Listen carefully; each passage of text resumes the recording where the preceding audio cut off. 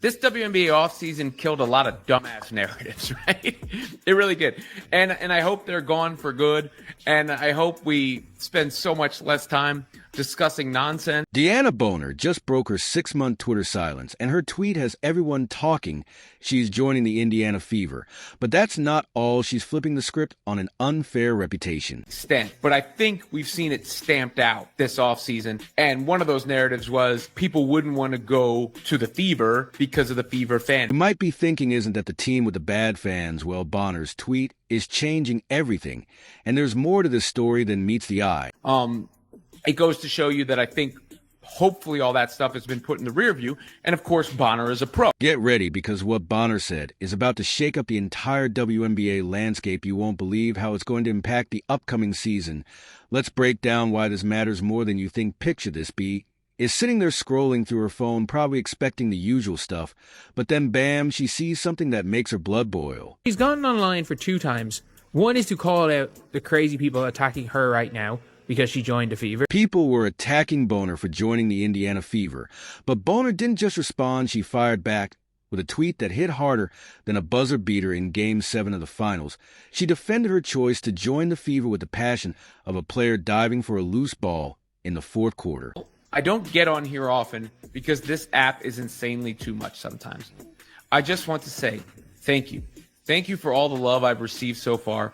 Deaf, not unnoticed. The love is real. Bonner's tweet wasn't just about her, though she stood up for the Fever fans to remember all that talk about how no one wants to play for Indiana. Well, Bonner just flipped that narrative faster than a quick crossover. She defended the passionate and loyal Indiana fans, saying they deserve better and are ready to support a winning team. And I think after what happened last season, Fever fans are probably starving for that. And I think seeing the validation of the players choosing their team. Now, you might be wondering, why is this such a big deal? Well, think about it. Bonner's a veteran, a champion, and a respected voice in the league. When she speaks, it's like when the coach calls a game-changing play in crunch time, everyone listens. But here's where it gets really interesting. Bonner's tweet is about more than just her or the Fever. It's about the whole WNBA. She's calling for unity, focusing on the game and the fans instead of drama. She emphasized how everyone in the league should build each other up, not tear each other down. And it's funny because if you're seeing like Dewanna Bonner, if you're seeing like Natasha Howard, on social media, Natasha Howard's posts are getting 100 times more likes, and Dewanna Bonner's being reacted more positively probably than she ever has been in her career right now. And you know what? People are listening. The response has been overwhelming. Fans rally behind her and other players show support. Suddenly the conversation about the Fever and their fans changes.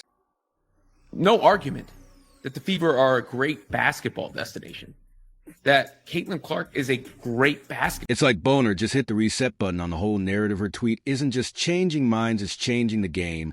And that's the power of a star player using her voice. Can you believe it? One tweet and boom, the whole WNBA world is buzzing with new energy and positivity. Okay, so you've heard about the Indiana Fever fan controversy, but do you know the whole story? It all started when Alyssa Thomas, Dewanna Bonner's friend, dropped a bombshell about Fever fans. She basically said the fan base. My 11-year career, I've never experienced the racial comments from the Indiana Fever fan base. We had her face on a serious matter that happened in this world, and it's unacceptable, honestly.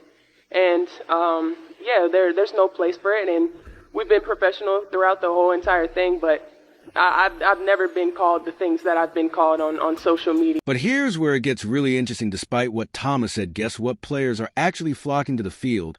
That's right, big names like Dewanna Bonner and Natasha Howard chose to sign with Indiana. How crazy is that? It's like they didn't even hear about this supposed toxic fan base. To all the crazy people on social media calling her every name under the sun because she chose to play in Indiana. These are the same people that are like, oh, she'll never play in Indiana for obvious reasons. And she went and defended the Indiana fans and was like,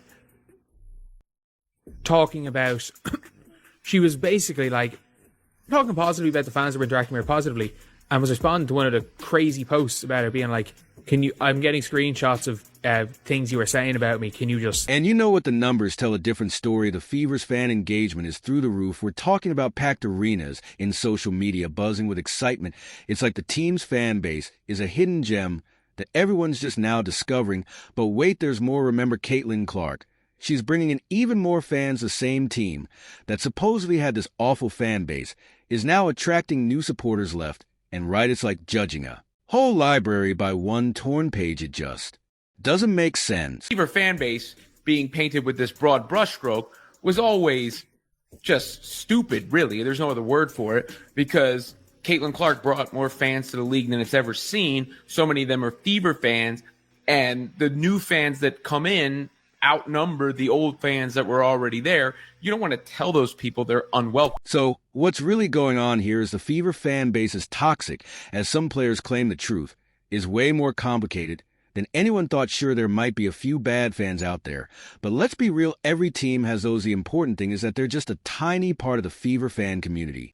And a lot of fans, I think, felt unwelcome as a result of that, because when you look at every sport and every fan base, there are going to be bad apples.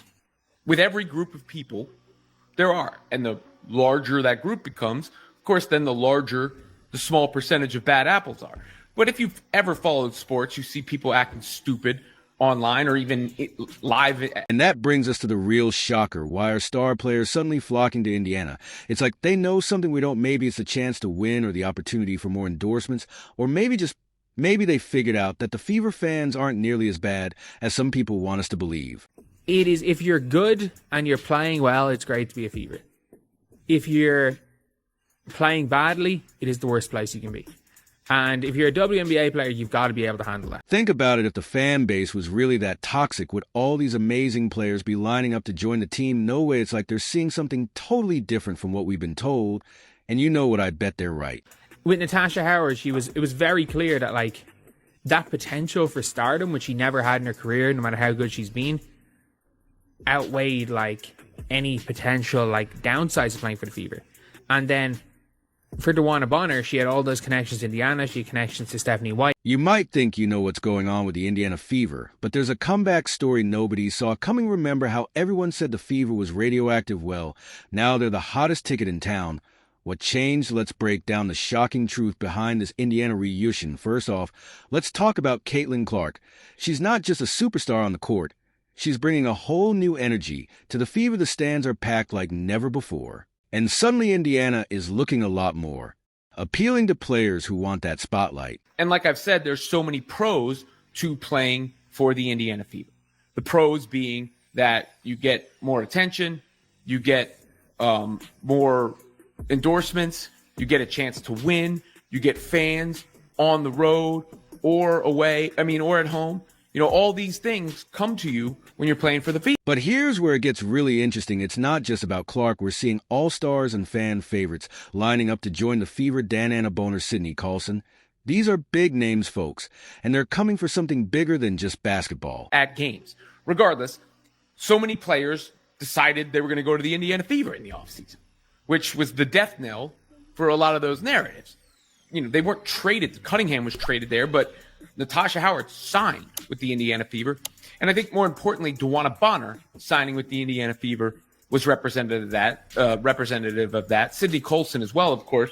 But Bonner, because she is, in a relationship with Alyssa Thomas, and Alyssa Thomas had said what she said about fans after the playoff loss, it goes to show you that I think hopefully all that stuff has been put in the rear view. And of course, Bonner is a pro. Think about it when you've got a team that's suddenly the talk of the town. What comes with that packed stands mean more eyes on the players. And that leads to endorsements. We're talking about serious cash and career-changing opportunities. These players aren't just thinking about the next game, they're thinking about their entire future. No argument that the Fever are a great basketball destination, that Caitlin Clark is a great basketball player, that they have a great fan base. I guess that's ultimately what you're going to see, right? Because so many of those Fever fans, I've seen them, they're the ones watching Unrivaled. They're the ones watching women's college basketball. Others. Now, you might be wondering, isn't this all just hype? But let me tell you, the experts are saying it would be crazy to think players wouldn't want to be part of this revolution. The Fever isn't just a team anymore. It's a launch pad for superstardom. Then Sidney Colson, who was on the Aces, and so many of the Aces fans were always, kind of, and Colson chooses the Indiana Fever. It really does. I do think the BS is behind us. Which is just... And it's not just about the money. These players are looking at Indiana and seeing a chance to win, to be part of something huge. It's like the Fever's got this perfect storm brewing, star power, fan excitement, and a whole lot of potential.